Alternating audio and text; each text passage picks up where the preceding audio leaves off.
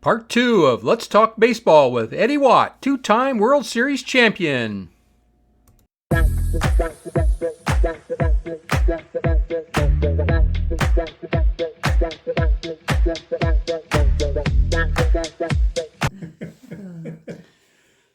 right, I got another question here from Trev Grieve.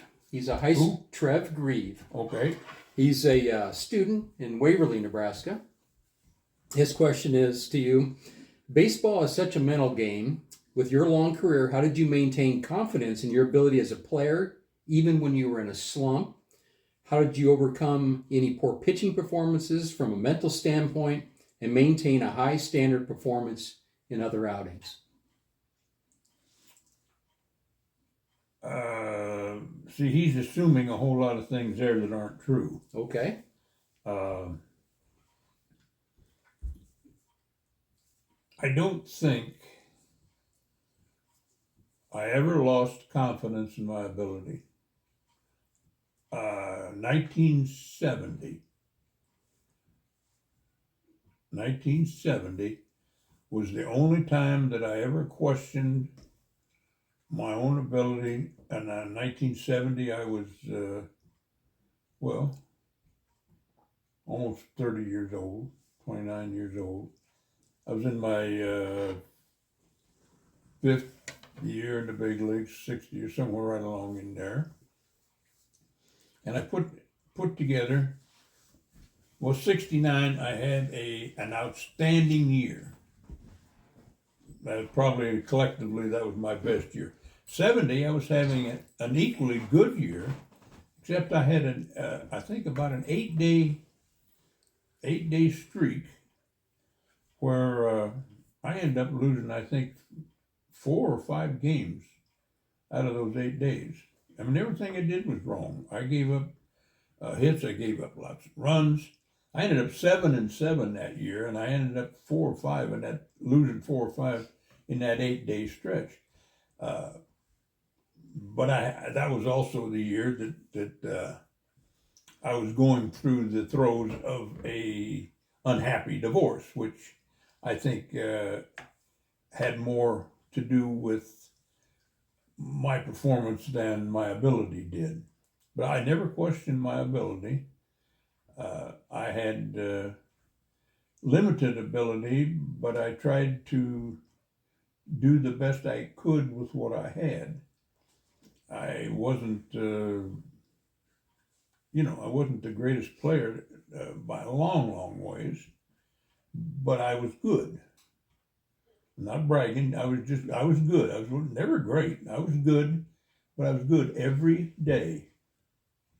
I can pitch 6, 7, 8, 9 days in a row if it was necessary. And I never questioned myself. Okay. And there's another half of that. What was the rest of that? Yeah. Put my readers back on. Yeah. The other half was, how did you overcome a poor pitching performance from a mental standpoint and maintain a high standard performance in subsequent outings? A poor pitching performance had no effect on me because I knew I did the best I could. And at that second, it wasn't any good. Again, a Brooks Robinson story will answer that question more than I could. I'm pitching in Yankee Stadium against the Yankees, and I come in the ball game in the bottom of the 9th inning, and the tying run, I think, was on third or something like that, and I cranked up and I threw a super duper dandy pitch. And what you want to do is you want somebody to hit the ball to Brooks because the guy, wacko, he hit the ball. Easy 2-hopper right at Brooks. Now here's a guy that makes 1,000 plays a year and makes 1 error. Well, he come in, ball went right through his legs and rolled right into left field. Winning run crosses the plate, and I just started walking toward the dugout, which Yankee Stadium, we were on the third base side. And here comes Brooks. He comes right over beside me and he says, "Hey, that didn't look real good, but we'll get him tomorrow." He says, "Let's go have a beer." I said, "Okay." And that was it. He had no. I mean, he wasn't going to go home and sit and cry, and I sure wasn't going to go home and sit and cry. So the confidence is there. You don't overcome anything. You just come back and play. Okay. If you make the play, you don't jump up and down and run off and kiss a cheerleader or something. You know, you just go play. That's all there is to it. Before we sat down, you mentioned the USO tour, 1970. Can you tell us about how that came about? I'm interested. Did you get to meet Bob Hope? No, it wasn't a USO tour. This was it amounted to like a USO tour, Okay. except this was done by the Department of the Army, Department of Defense. Okay. My roommate for like 5 years with the Orioles was Pete Rickard. And Pete had gone the year before. Pete had played with the Senators before he came to the Orioles. And they come around every year and do you want to volunteer to go to Germany to the Army bases and teach? Do you want to go here, go there, do this? And when they came to Baltimore, they said, "Did you want to go to?" Sorry, that's me. Oh, okay. Or it's Sounded like Dad. mine. Sorry. Said, "Would you like to go to Vietnam?" Yeah. And like I said, I was right at the end of a divorce, and I said, "Sure." I'd at least get my mind off of. It wasn't my ex-wife I was going to miss. I had some good kids that I was going to miss, and I said, "Sure." So season was over with.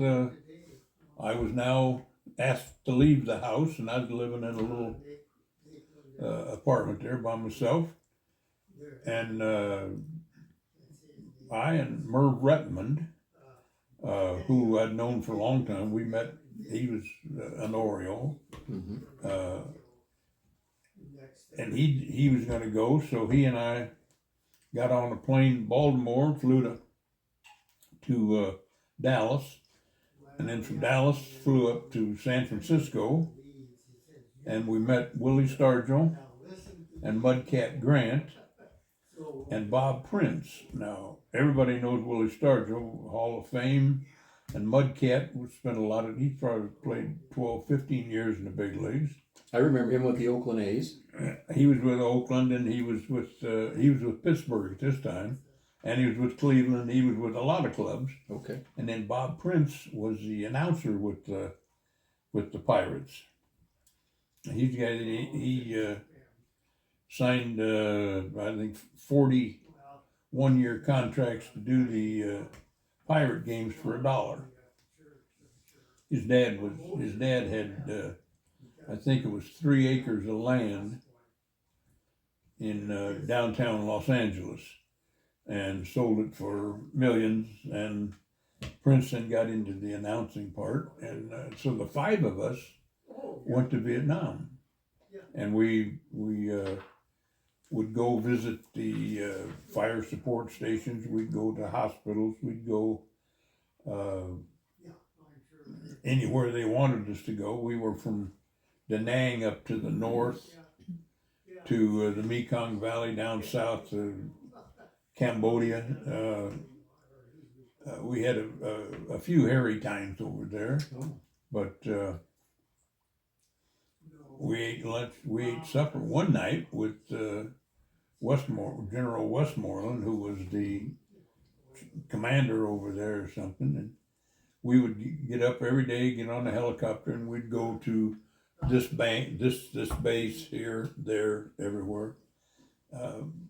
Just a goodwill. Of course, none of us were singers or dancers or entertainers, and there were no girls in bathing suits along. It was just us 4 or 5 guys that were visiting the hospitals and visiting the people in the actual combat zones. Right. They said we got shot at a couple times in the helicopter, but none of us knew it. We had some pretty good times. Then I don't know what in '84 I did the same thing. They called me. I was working in a popcorn plant in North Bend, and they called and asked me if I'd go to Panama. 8 below zero when I unloaded popcorn trucks, and it was 90 in Panama, and I said, hell, guy'd be an idiot not to go. Easy choice. I said, yes, I would go. And then I told the guy, I said, well, my passport's expired. I said, it takes 2 weeks to get a passport. And the guy I was talking to had like 3 or 4 stars on his hat. I had a passport in 48 hours and didn't pay for it. Went to Panama, had a good time. Back so far, they put us in a town that was and they wanted a young guy that was bilingual. And there was a Cuban guy that was in the rookie league with the Yankees, was coach at Tampa. And then they said then they wanted some old guy that I was 45, I guess, at the time. They wanted some old guy to lend some credence to the idea. And I said, sure. So we went, and I was the only guy that spoke English in town, except the guy that came with me. And I had a ball. I walked around town and didn't tell anybody I could speak Spanish. I'd already been in Spanish-speaking countries enough. It was fun. It was a good time, and we were coaching a youth team, like a 16 to 18-year-old youth team, in the state of Aragua, which in Spanish means everywhere you look, there's water. It rains and all, and we they had never won a game in this Panamanian tournament ever. And Kenny Dominguez and myself, we were there. We spent like 3 weeks, 2 sessions a day. We were there like 3 hours in the morning, 3 in the afternoon. And that was right at the time when they were hunting down Noriega. Got enough. I got half a dozen stories about that too. That they put us in a communist motel, and we were just this was all propaganda. This was all political, and we were supposed to bring goodwill and combat the communists and stuff. And they were all communists that run the hotel. Every time we'd go to work, like I said, it was 90, 95 degrees. And we had uniforms on. We'd come back all sweaty after the day. And as soon as we walked in the door, they'd turn the water off in the hotel. And you couldn't take a shower. And we had a towel that was about this big to dry with. And that lasted 2 days. So then I went up in front. Well, of course, I don't speak English. And I said, well, that's fine. But I do want to take a shower. Well, I don't understand. No. I said, okay. In all the Spanish countries down where it's that warm, most of them have an open air lobby. Like a big open air lobby stuff. And down in Panama, like I said, in Veragua, it rained every day. It rained all the time. And they had a big thing that would catch all the rainwater. And then they would water their flowers and water everything with it. And I said, well, hell, if they water flowers, they'll water me. It's in the lobby of the hotel. And so I go in my room and I take my uniform off, and I put on my towel that's about as big as a napkin, And so I go out in the lobby, and of course there's people up in front, and they're going, whoa, you know, and all that. And so I go over to this rain tub, this big tub, and turn the crank, and they gave us a little bar of soap, turn the crank, and I'm in the lobby of the hotel, lathering up and getting all wet, and then I get it and rinse off, and we had water after that. They turned the water on for us. Not surprising, huh? Oh no, not surprising at all. When you can play the ugly American and enjoy it, it's fun. It's fun sometimes. Tyrus, he's age 12, lives in Texas. He has a YouTube channel with his father. It's called The Card Story, THA. So it's the Hank Aaron Card Story. They're big Hank Aaron fans. So age 12, Tyrus has a question. Well, he's got actually 3 questions for you. Okay. What did you want to be when you were growing up? That's the first question. First question. Well, it depended on what day of the week of the year. I honestly thought I was going to end up being a football player, a professional football player. And then that lasted for a long time. And of course, I was never very big. I mean, I always was heavy. I've been heavy all my life and kind of pudgy. And then realistically, I was going to be a basketball player. I went to college on a basketball scholarship. Was, for a high school kid, a very, very good basketball player. I was an all-state player, all-conference player. I was an all-American basketball player. But I'm also under 5'10", and I run into a guy named, Don Nelson, the guy that was 30, 40 years in the NBA. Mm-hmm. I played against him, and I got to know him really well. A coach as well, right? Yeah, he coached, and then he was a GM, and they did Yeah. a lot of things. I got to know him very well. He's from Rock Island. I'm from Iowa City, and I played against him in high school for a couple years. Okay. And then he went to the University of Iowa, which is right in Iowa City. And his roommate was a guy named Jim Miles, that was a miler. And he married my girlfriend in high school that I went with my last year. So, I mean, Don and I got to talking all the time. And then I played against him and a guy named Connie Hawkins. And a lot of people don't know that name because he was blackballed, and he was at the University of Iowa at that time too. And he could do everything I could do, better, faster, and a foot higher. And so I said, well, I'm not going to be a basketball player.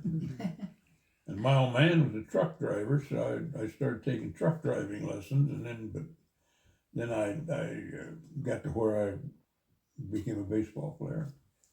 Well, Tyrus' second question is, did you sign autographs? We pause for station identification. Security to the dinner table, please. Second question he wanted to know was, did you sign autographs for kids at games when you played? Did I? Yeah. Yes. Okay. I don't. I get requests still today, which is interesting because I've been out of the big leagues for almost 50 years. I left Baltimore.